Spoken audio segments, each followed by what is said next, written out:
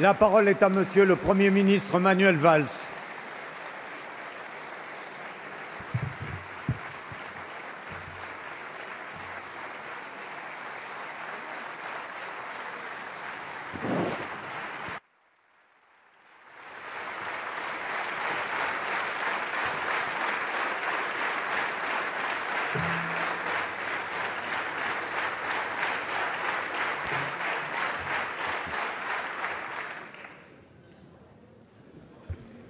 Monsieur le Président, Mesdames, Messieurs les ministres, Madame, Messieurs les présidents de groupe, Mesdames, Messieurs les députés.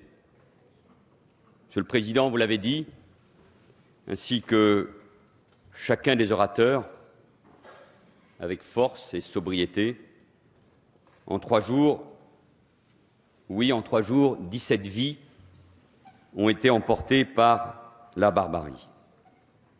Les terroristes ont tué, assassiné des journalistes, des policiers, des Français juifs, des salariés. Les terroristes ont tué des personnes connues ou anonymes, dans leur diversité d'origine, d'opinion et de croyances. Et c'est toute la communauté nationale que l'on a touchée. Oui, c'est la France qu'on a touchée au cœur.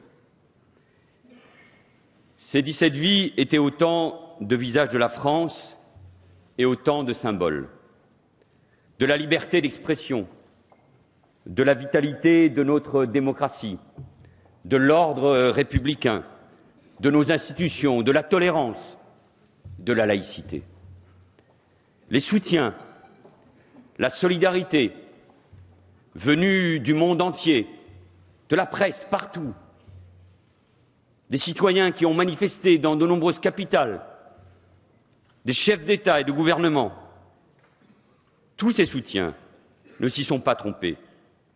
C'est bien l'esprit de la France, sa lumière, son message universel que l'on a voulu abattre. Mais la France est debout. Elle est là. Elle est toujours présente. À la suite des obsèques de ce matin, à Jérusalem,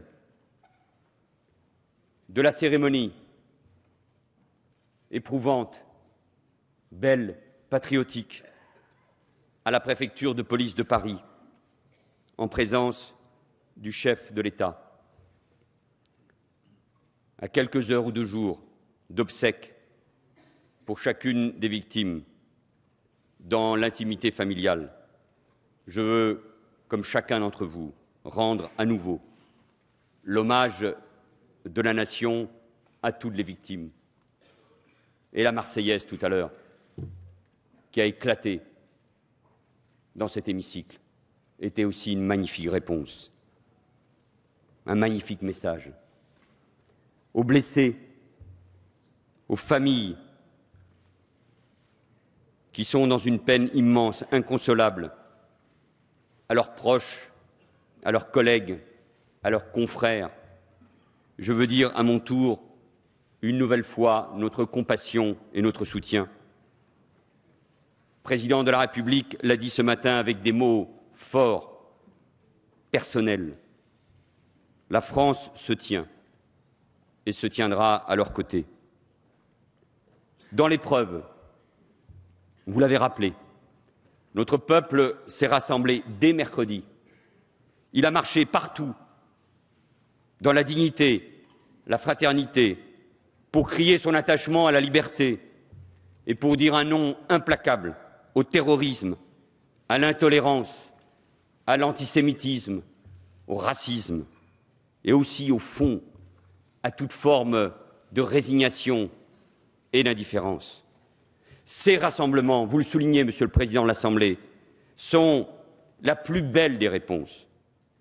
Dimanche, avec les chefs d'État et de gouvernement étrangers, avec l'ancien président de la République, avec les anciens premiers ministres, avec les responsables politiques et les forces vives de ce pays, avec le peuple français, nous avons dit et avec quelle force notre unité. Et Paris était la capitale universelle de la liberté et de la tolérance. Le peuple français, une fois encore, a été à la hauteur de son histoire. Mais c'est aussi pour nous tous sur ces bancs, vous l'avez dit, un message de très grande responsabilité. Être à la hauteur de la situation est une exigence immense. Nous devons aux Français d'être vigilants quant aux mots que nous employons et à l'image que nous donnons. Bien sûr, la démocratie que l'on a voulu abattre, ce sont les débats, les confrontations. Ils sont nécessaires, indispensables à sa vitalité, et ils reprendront, c'est normal. Loin de moi l'idée de déposer, après ces événements, la moindre chape de plomb sur notre débat démocratique, et vous ne le permettrez pas de toute façon. Mais nous devons être capables, collectivement, de garder les yeux rivés sur l'intérêt général et d'être à la hauteur dans une situation qui est déjà difficile, sur le plan économique, parce que notre pays est aussi fracturé depuis longtemps, parce qu'il y a eu des événements graves, on les oublie aujourd'hui, même s'ils n'avaient pas de lien entre eux, qui ont frappé les esprits à la fin de l'année, à Joué-les-Tours, à Dijon et à Nantes. Nous devons être à la hauteur de l'attente, de l'exigence, du message des Français. Je veux, mesdames et messieurs les députés, en notre nom à tous, saluer, et le mot est faible, le très grand professionnalisme, l'abnégation, la bravoure de toutes nos forces de l'ordre, policiers, gendarmes, unités d'élite.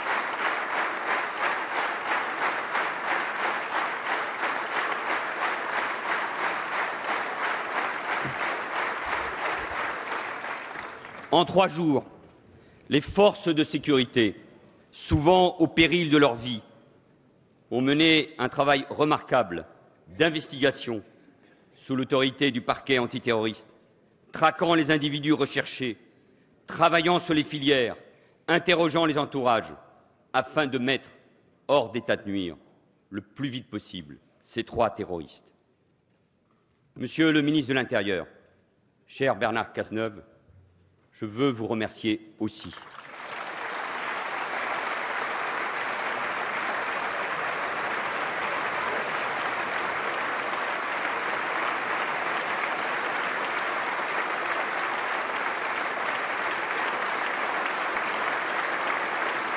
Vous avez non seulement trouvé les mots justes, mais j'ai pu le voir à chaque heure.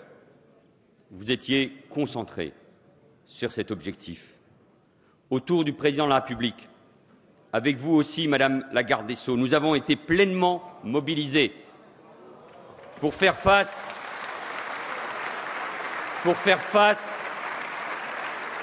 à ces moments si difficiles pour la patrie et pour prendre les décisions graves qui s'imposaient. Mesdames, Messieurs les députés, à aucun moment, nous ne devons baisser la garde. Et je veux dire avec gravité à la représentation nationale et à travers vous à nos concitoyens que non seulement la menace globale est toujours présente, mais que liés aux actes de la semaine dernière, des risques sérieux et très élevés demeurent, ceux liés à d'éventuels complices ou encore ceux émanant de réseaux de donneurs d'ordre du terrorisme international, de cyberattaques et les menaces perpétrées à l'encontre de la France en sont malheureusement la preuve. Je vous dois cette vérité et nous devons cette vérité aux Français. Pour y faire face, partout sur le territoire, des militaires, des gendarmes, des policiers sont mobilisés. Les renforts de soldats affectés, en tout près de 10 000, et je vous en remercie, Monsieur le ministre de la Défense, et c'est sans précédent, permettent un niveau d'engagement massif. Plus de 122 000 personnels assurent la protection permanente des points sensibles et de l'espace public. Les renforts militaires serviront et servent en priorité à la protection des écoles confessionnelles juives, des synagogues et des mosquées. Madame, Messieurs les présidents, après le temps de l'émotion et du recueillement, il n'est pas fini, vient le temps de la lucidité et de l'action. Sommes-nous en guerre? La question a en réalité peu d'importance car les terroristes djihadistes, en nous frappant 3 jours consécutifs, y ont apporté une nouvelle fois la plus cruelle des réponses. Il faut toujours dire les choses clairement. Oui, la France est en guerre contre le terrorisme, le djihadisme et l'islamisme radical. La France n'est pas en guerre contre une religion. La France n'est pas en guerre contre l'islam et les musulmans. La France protégera, et le président de la République l'a également rappelé ce matin, la France protégera, comme elle l'a toujours fait, tous ses concitoyens, ceux qui croient comme ceux qui ne croient pas. Avec détermination, avec sang-froid, la République va apporter la plus forte des réponses au terrorisme, la fermeté implacable dans le respect de ce que nous sommes, un État de droit. Le gouvernement vient devant vous avec la volonté d'écouter et d'examiner toutes les réponses possibles, techniques, réglementaires, législatives, budgétaires, Monsieur le Président Jacob, à une situation exceptionnelle, doivent répondre des mesures exceptionnelles. Mais je le dis aussi avec la même force, jamais des mesures d'exception qui dérogeraient aux principes du droit et des valeurs. La meilleure des réponses au terrorisme qui veut précisément briser ce que nous sommes, c'est-à-dire une grande démocratie, c'est le droit, c'est la démocratie, c'est la liberté et c'est le peuple français. À cette menace terroriste, la République apporte et apportera des réponses sur son sol national. Elle en apportera aussi là où des groupes terroristes s'organisent pour nous attaquer, pour nous menacer, nos intérêts comme nos concitoyens.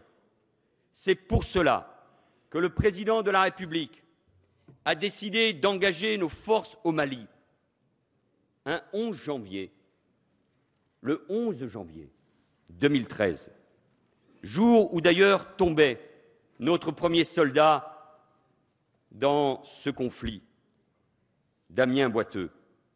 Et d'ailleurs, la même nuit, Monsieur le ministre de la Défense, 3 membres de nos services tombaient en Somalie.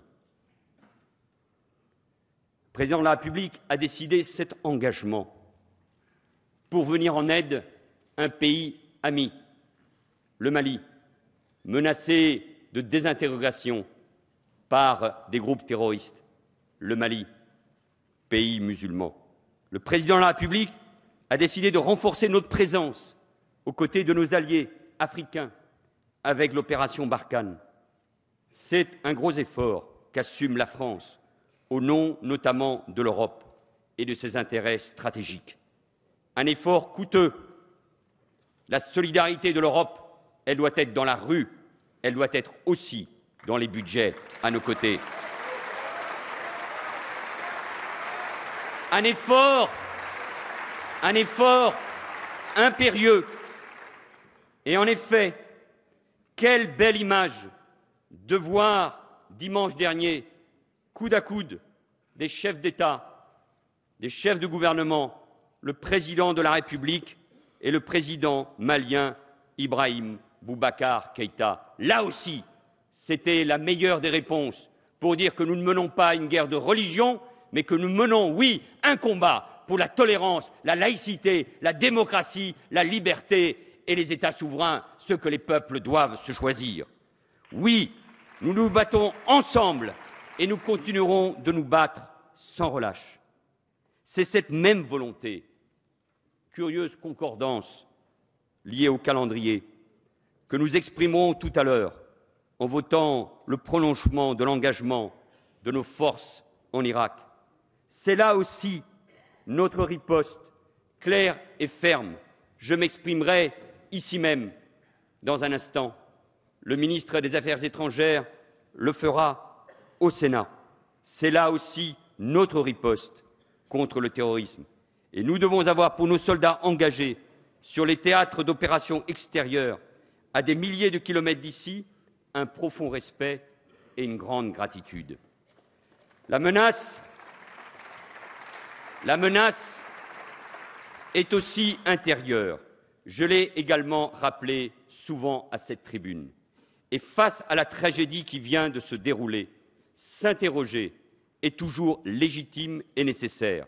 Nous devons apporter des réponses aux victimes, à leurs familles, aux parlementaires, aux Français. Il faut le faire avec détermination, sérénité, sans jamais céder à la précipitation. Et je ferai mienne la formule du président Leroux, il n'y a pas de leçons à donner, il n'y a que des leçons à tirer. Le Parlement a déjà voté 2 lois antiterroristes. Encore il y a quelques semaines, à une très large majorité. Les décrets d'application sont en cours de publication. Le Parlement s'est déjà saisi des questions relatives aux filières djihadistes. Ici même, à l'Assemblée nationale, le 3 décembre dernier, vous avez créé une commission d'enquête sur la surveillance des filières et des individus djihadistes. Le président, M. Éric Ciotti, travaille étroitement avec le rapporteur, M. Patrick Mennucci. Et au Sénat, depuis le mois d'octobre, il existe une commission d'enquête sur l'organisation et les moyens de la lutte contre les réseaux djihadistes en France et en Europe. Plusieurs membres du gouvernement ont déjà été auditionnés. Les travaux doivent se poursuivre et je sais que le ministre de l'Intérieur est particulièrement attentif à ces travaux. Il a d'ailleurs déjà rencontré hier les groupes et les parlementaires qui travaillent sur ces questions. Le gouvernement, Monsieur le Président de l'Assemblée nationale, Madame, Messieurs les présidents de groupe, est à la disposition du Parlement sur tous ces sujets ou sur d'autres que nous avons déjà examinés. Et je pense à la question épineuse, particulièrement complexe, mais qu'il faut traiter encore avec plus de détermination, qui est celle des trafics d'armes dans nos quartiers.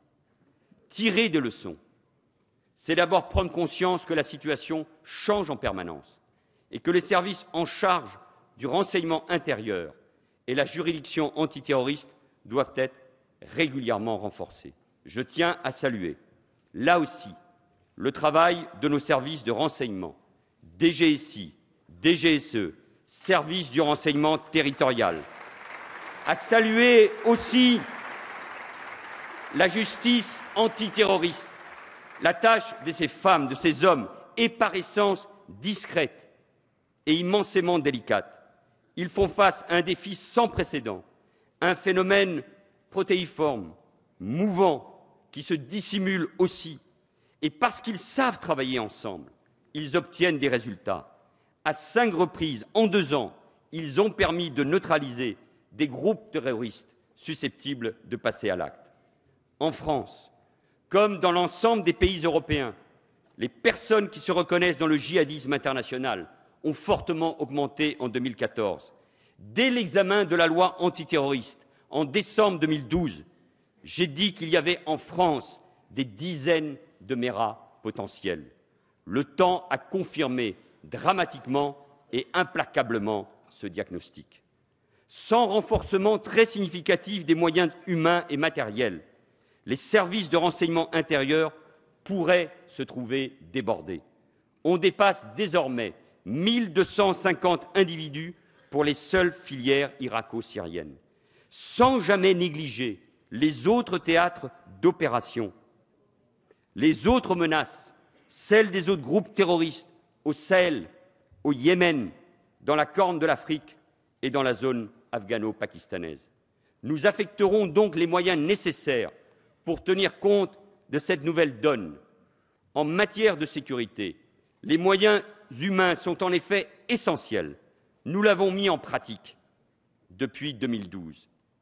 En 2013, sur la base des enseignements des tueries de Montauban et de Toulouse et des propositions formulées par la mission Urvoas-Verscher, une profonde réforme de nos services de renseignement a été accomplie avec la transformation de la Direction centrale du renseignement intérieur en Direction générale de la sécurité intérieure.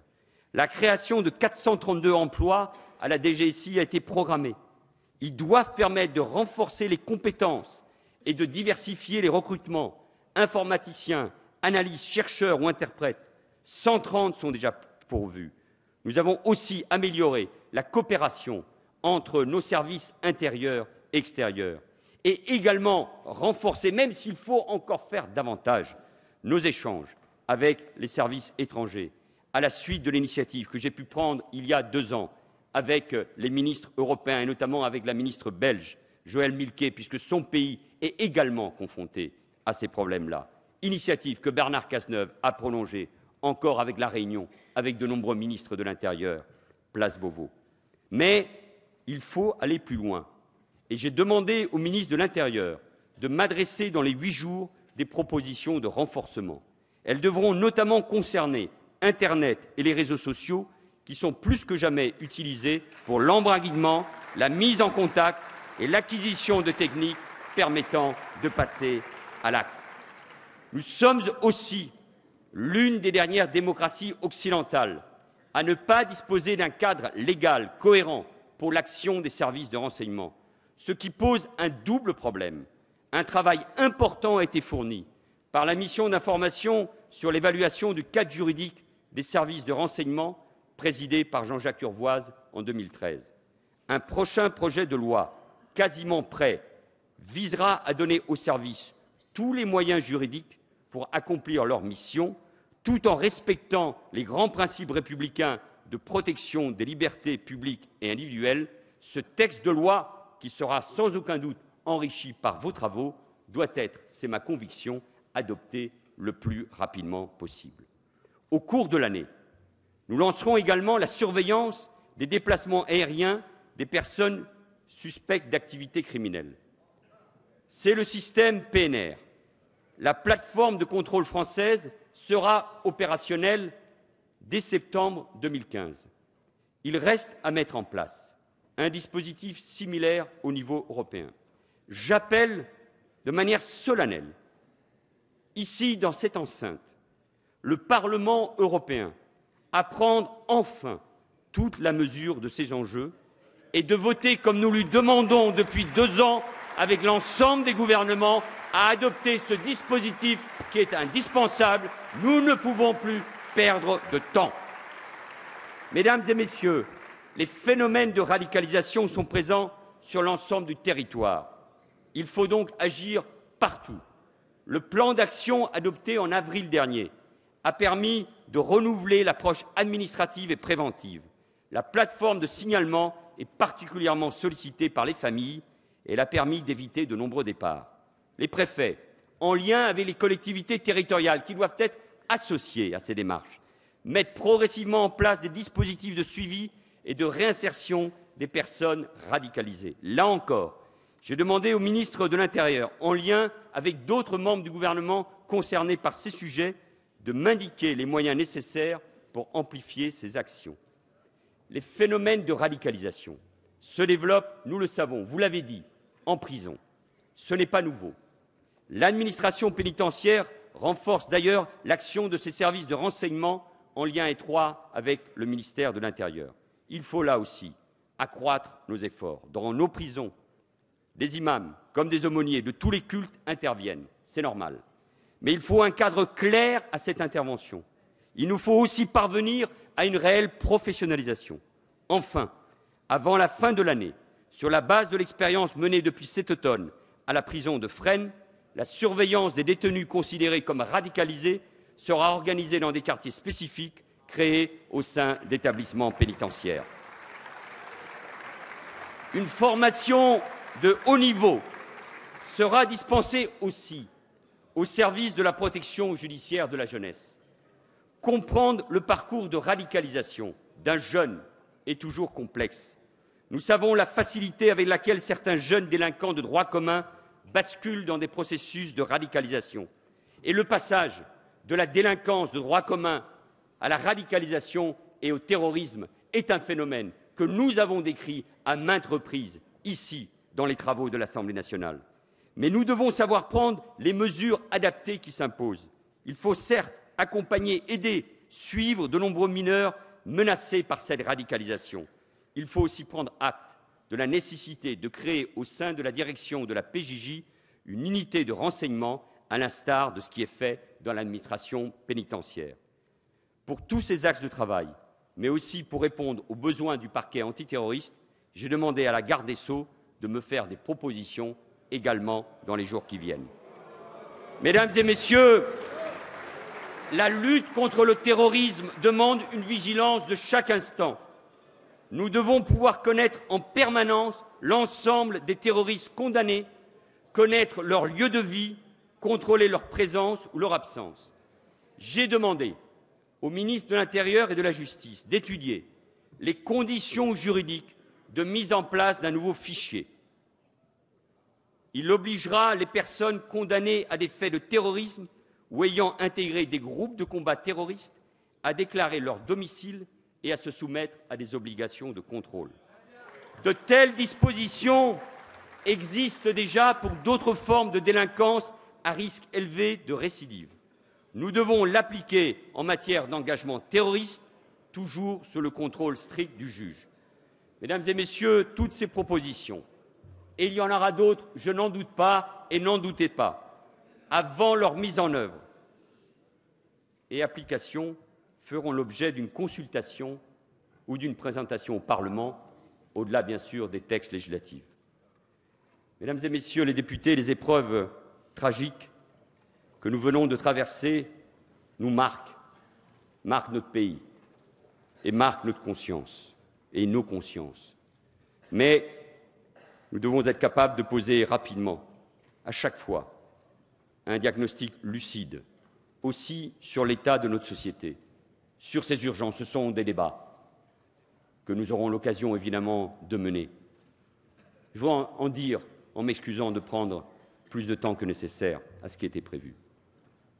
Le premier sujet qu'il faut aborder, clairement, c'est la lutte contre l'antisémitisme.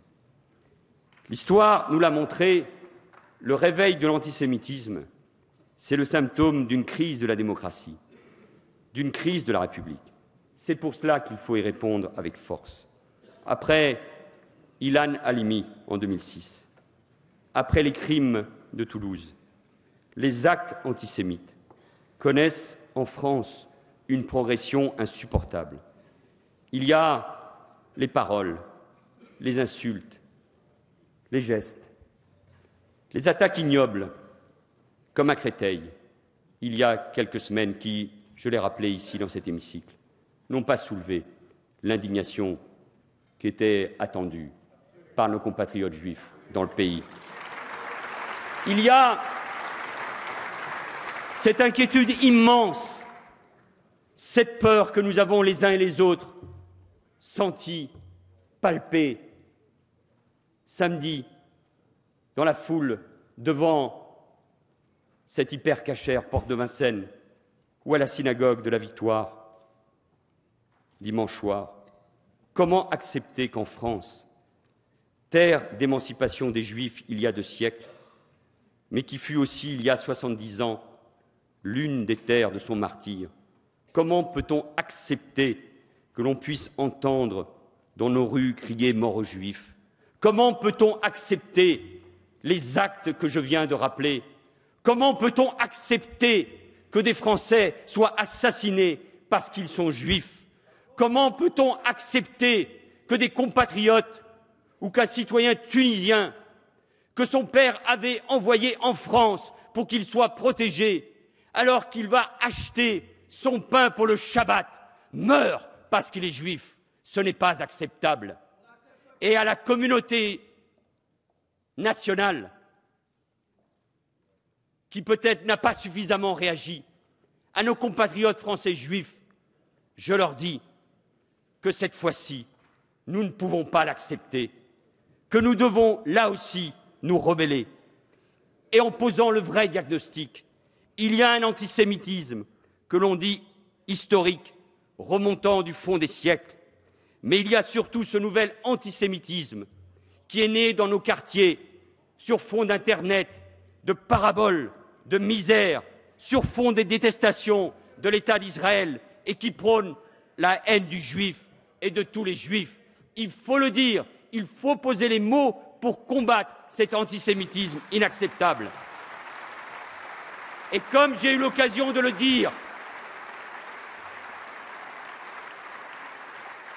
comme la ministre Ségolène Royal l'a dit ce matin à Jérusalem, comme Claude Lanzmann l'a écrit dans une magnifique tribune dans Le Monde, oui, disons-le, à la face du monde, sans les Juifs de France, la France ne serait plus la France. Et ce message, c'est à nous tous de le clamer haut et fort. Nous ne l'avons pas dit, nous ne sommes pas assez indignés. Et comment accepter que dans certains établissements, collèges ou lycées, on ne puisse pas enseigner ce qu'est la Shoah? Comment on peut accepter qu'un gamin de 7 ou 8 ans dise à son enseignant, quand il lui pose la question « Quel est ton ennemi ?» et qu'il lui réponde « C'est le juif ». Quand on s'attaque aux Juifs de France, on s'attaque à la France et on s'attaque à la conscience universelle. Ne l'oublions jamais. Et quelle terrible coïncidence, quel affront que de voir un récidiviste de la haine tenir son spectacle dans des salles bondées au moment même où samedi soir, la nation, porte de Vincennes, se recueillait. Ne laissons jamais passer ces faits et que la justice soit implacable à l'égard de ces prédicateurs de la haine. Je le dis avec force, ici, à la tribune de l'Assemblée nationale. Et allons jusqu'au bout du débat. Allons jusqu'au bout du débat, mesdames et messieurs les députés. Quand quelqu'un s'interroge, un jeune, un citoyen ou un jeune, et qu'il vient me dire à moi ou à la ministre de l'Éducation nationale, mais je ne comprends pas, cet humoriste, lui, vous voulez le faire taire, et les journalistes de Charlie Hebdo voulaient monter au pinacle. Mais il y a une différence fondamentale, et c'est cette bataille que nous devons gagner, celle de la pédagogie auprès de notre jeunesse. Il y a une différence fondamentale entre la liberté d'impertinence. Le blasphème n'est pas dans notre droit, il ne le sera jamais. Il y a une différence fondamentale entre cette liberté et l'antisémitisme, le racisme, l'apologie du terrorisme, le négationnisme, qui sont des délits, qui sont des crimes, et que la justice devra sans doute punir avec encore plus de sévérité. L'autre urgence, c'est de protéger nos compatriotes musulmans. Ils sont eux aussi inquiets. Des actes anti-musulmans, inadmissibles, intolérables, se sont à nouveau produits ces derniers jours. Là aussi, s'attaquer à une mosquée, à une église, à un lieu de culte, profaner un cimetière, c'est une offense à nos valeurs. Et le préfet Latron a en charge, à la demande du ministre de l'Intérieur, en lien avec tous les préfets, de faire en sorte que la protection de tous les lieux de culte soit assurée. L'islam est la deuxième religion de France. Elle a toute sa place en France. Et notre défi, pas en France, mais dans le monde, c'est de faire cette démonstration. La République, la laïcité, l'égalité homme-femme sont compatibles avec toutes les religions sur le sol national qui acceptent les principes et les valeurs de la République. Mais cette République doit faire preuve de la plus grande fermeté, de la plus grande intransigeance face à ceux qui tentent, au nom de l'islam, d'imposer une chape de plomb sur des quartiers, de faire régner leur ordre sur fond de trafic et sur fond de radicalisme religieux, un ordre dans lequel l'homme domine la femme et où la foi, oui, Madame la Présidente Pompili, vous avez eu raison de le rappeler, l'emporterait sur la raison. J'avais, ici devant cette Assemblée, il y a quelques mois, évoqué les insuffisances et les échecs de 30 ans de politique d'intégration. Mais en effet, quand de vrais ghettos urbains se forment, où l'on n'est plus qu'entre soi, où l'on ne prône que le repli, que la mise en congé de la société, où l'État n'est plus présent, comment aller vers la République, saisir cette main fraternelle qu'elle tend?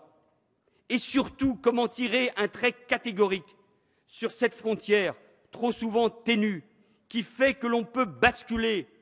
Pas d'angélisme, regardons les faits en face, dans nos quartiers, de l'islam tolérant, universel, bienveillant, vers le conservatisme, vers l'obscurantisme, l'islamisme et pire, la tentation du djihad et du passage à l'acte. Ce débat, il n'est pas entre l'islam et la société, c'est bien un débat au sein même de l'islam, que l'islam de France doit mener en son sein, en s'appuyant sur les responsables religieux, sur les intellectuels, sur les musulmans qui nous disent depuis plusieurs jours qu'ils ont peur. Je l'ai déjà rappelé, comme vous tous, j'ai des amis français de confession et de culture musulmane.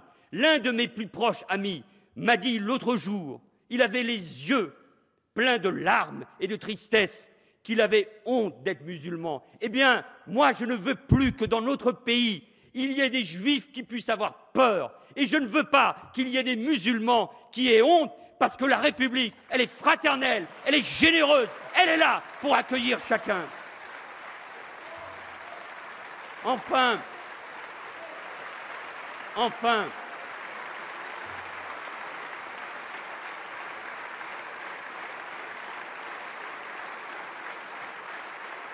la réponse aux urgences de notre société doit être forte, sans hésitation. La République et ses valeurs. Et ce sont mes derniers mots. Et en premier lieu, la laïcité, qui est gage d'unité et de tolérance. La laïcité, elle s'apprend bien sûr à l'école, qui en est un des bastions. C'est là, peu importe les croyances, les origines, que tous les enfants de la République ont accès à l'éducation, au savoir, à la connaissance. J'étais ce matin avec la ministre de l'Éducation nationale, Najat Vallaud-Belkacem, devant les recteurs de France.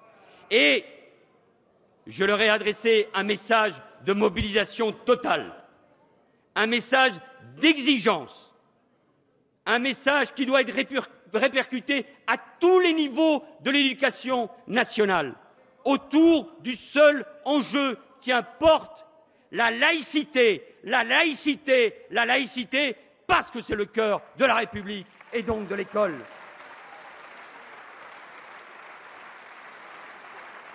La République n'est pas possible sans l'école, et l'école n'est pas possible sans la République.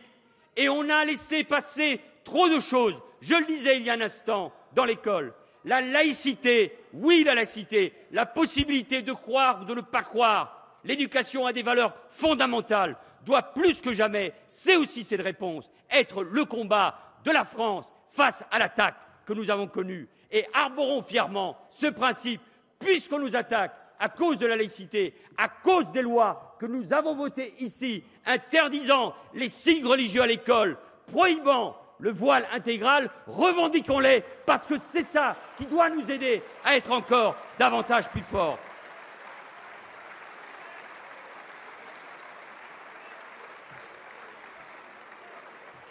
Au fond, une seule chose compte, rester fidèle à l'esprit du 11 janvier 2015, ce moment où la France, après le choc, a dit non dans ce mouvement spontané d'unité nationale. Cette France qui s'est retrouvée dans l'épreuve, ce moment où le monde entier est venu à elle, car le monde sait lui aussi la grandeur de la France et cela qu'elle incarne d'universel. La France, c'est l'esprit des Lumières. La France, c'est l'élément démocratique. La France, c'est la République chevillée au corps. La France, c'est une liberté farouche. La France, c'est la conquête de l'égalité. La France, c'est une soif de fraternité. Et la France, c'est aussi ce mélange si singulier de dignité, d'insolence et d'élégance. Rester fidèle à l'esprit du 11 janvier 2015, c'est donc être habité par ces valeurs. Rester fidèle à l'esprit du 11 janvier 2015, c'est apporter les réponses aux questions que se posent les Français. Rester fidèle à l'esprit du 11 janvier 2015, c'est comprendre que le monde a changé, qu'il y aura un avant et un après, et au nom même de nos valeurs, apporter la riposte avec toute la détermination nécessaire. Fermeté, unité sont les termes qui ont été encore utilisés par le Président de la République ce matin. Nous allons donc entretenir, je l'espère, comme un feu ardent, cet état d'esprit et nous appuyer sur la force de son message d'unité. Et en revendiquant fièrement ce que nous sommes. En le faisant, en nous rappelant sans cesse de nos héros, ceux qui sont tombés, ces 17, la semaine dernière. En nous souvenant toujours de ces héros que sont les forces de l'ordre. Avec beaucoup d'émotion, nous l'avons encore ressenti ce matin. Vous étiez nombreux sur tous les bancs, dans la cour de la préfecture de police de Paris. C'est ça aussi la France. Il y avait 3 couleurs à un moment qui me sont venues à l'esprit. 3 couleurs de ces 3 policiers, ces 2 policiers nationaux et cette policière municipale. Ils représentaient la diversité des parcours et des origines. 3 couleurs différentes, 3 parcours, mais 3 Français, 3 serviteurs de l'État. Et devant les cercueils, aux côtés de leur famille, il n'y avait que 3 couleurs. Celle du drapeau national. C'est au fond ça le plus beau message. Je vous avais dit ici, au mois d'avril, ma fierté, comme chacun d'entre vous, d'être français. Il y a quelque chose qui nous a tous renforcés. Après ces événements et après les marches de cette fin de semaine, je crois que nous le sentons tous. C'est plus que jamais la fierté d'être français. Ne l'oublions jamais.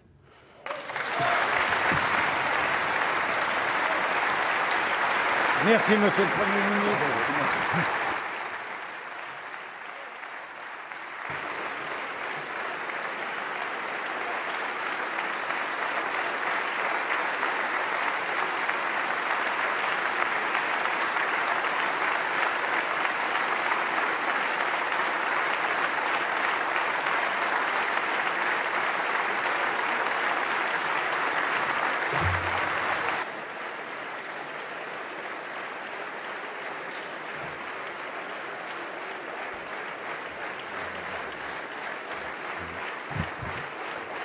Merci, Monsieur le Premier ministre. La séance est suspendue pour quelques courts instants.